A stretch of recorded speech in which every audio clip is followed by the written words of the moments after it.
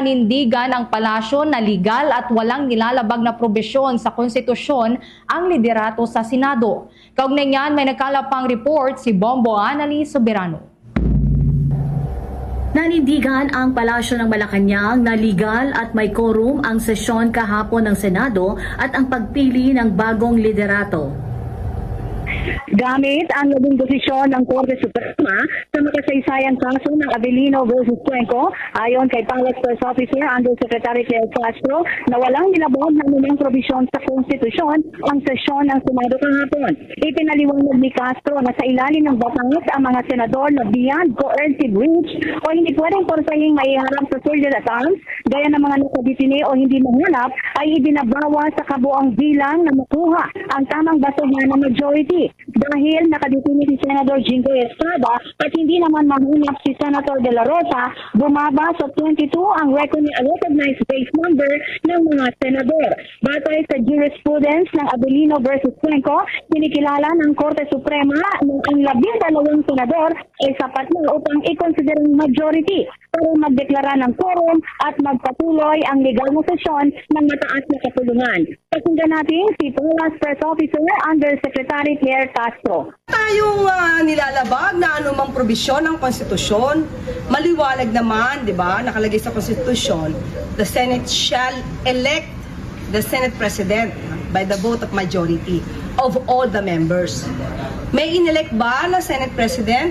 Di ba wala? Pero nung nagkaroon ng quorum, pwede silang gumawa ng transaksyon. At legal, ang pagdeklara na bakante lahat ang Senate elected or elected Senate positions. So, walang dinideklara, walang binoto, walang inelect na Senate President, acting Senate President. So, ano ang nilalabag na probisyon ng konstitusyon? At maliwanag, akin na rin nabanggit kanina, na tayo ay sumusunod lamang sa naging kautusan at naging desisyon ng Supreme Court sa Avellino versus Cuenco. At tandaan natin, yan din ang ginawa tayo.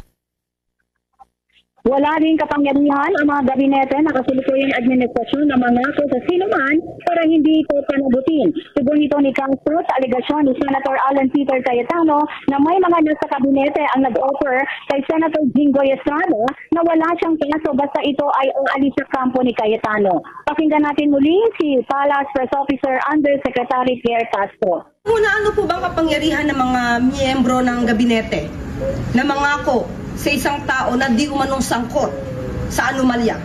Nasasabihin, wala ka ng kaso. Wala silang karapatan. Wala silang kapangyarihan. Ang kapangyarihan ng pag-iimbestiga ay nasa kamay ng Office of the Ombudsman or ng DOJ. So, nasa Office of the Ombudsman ang pagre-rekomenda kung i-dismiss ang kaso o isasampa ang kaso. Walang kinalaman doon ang gabinete. Ang mahirap po kasi ngayon, mas marami ang paninira. Kumbaga, sa paninira na lamang sila kumakapit para iangat ang sarili nila. Ma'am, bukas naman si Pangulong Ferdinand Marcos Jr. na magpapangawag ng isang special session sa Senado upang maiwasan ang pagkaantala sa mga trabahong pambatasan. Sinabi ni Castro, handang pagbigyan ng Pangulo ang opisyal na kahilingan para sa special session. Pakinggan natin muli si Yusek Claire Castro. Inclined ang Presidente na to give in to the special request for, or the official request for the special session. Bakit? Kasi kung marami maaantala dahil sa mga nangyayaring ganitong kaganapan, hindi po nais ng Pangulo na magkaroon ng pag-antala sa trabaho ng Senado. Provided lamang po ang official request ay dapat po rin na kinapapalooban ng valid grounds for the calling of a special session. Tiniyak naman ng Malacanang na magiging isa sa mga priority bill ang anti-political dynasty bill sa ilalim ng Marcos administration. Kahapon, formal nang pinagtibay ng Kamara itong itinaprubahan sa third and final reading ang nasabing panukala. Nang tanungin kung sapat na ba para kay Pangulong Marcos ang bersyong ipinasa ng Kamara upang makuha nitong best version sa batas, nilinaw ng Palasyo na hintayin na lang muna ang final na desisyon. Pakinggan natin si Palace Press Officer Undersecretary Claire Castro sa pagtatanong ng Bombo Radio. Kahapon po, nag-adjourn na po ang first regular session ng 20th Youth Congress at kabilang po sa mga naging accomplishment ay yung pagpasa po ng Anti-Political Dynasty Bill.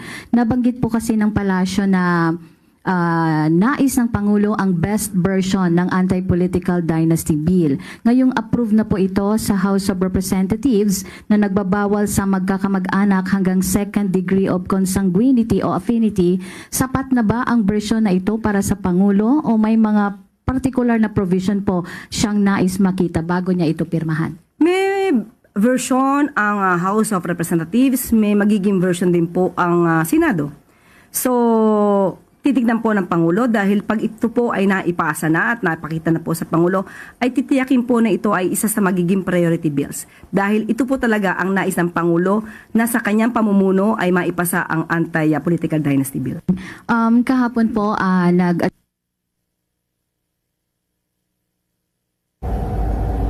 Bombo Anali Montaño Soberano nag-uulat. And this is Bombo Radio Philippines, the #1 and most trusted source of news and information. Basta Radio, Bombo! For the most trusted source of news and information, visit our website at www.bomboradio.com. Follow us on Bombo Radio mobile app, Facebook, YouTube, TikTok, and X, formerly Twitter.